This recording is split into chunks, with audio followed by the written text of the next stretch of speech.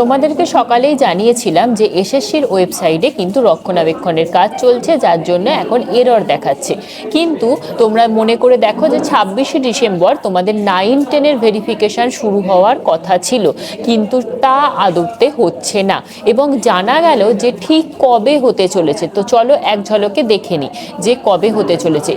এই নিউজটা তোমরা দেখতেই পাচ্ছ যে আনন্দবাজার.com-এ প্রকাশিত হয়েছে এবং যেখানে বলাই হচ্ছে যে 26শে ডিসেম্বর শুরু হওয়ার কথা ছিল তথ্য যাচাইয়ের প্রক্রিয়া, কিন্তু তার কোনো সম্ভাবনা নেই। পরবর্তীতে জানানো হচ্ছে যে 29শে ডিসেম্বর বাংলা এবং ইংরেজি বিষয়ে তথ্য যাচাইয়ের কাজ শুরু হবে এবং তারপর নতুন বছরে ধাপে ধাপে অন্য বিষয়গুলি তথ্য যাচাই প্রক্রিয়া শুরু করা হবে।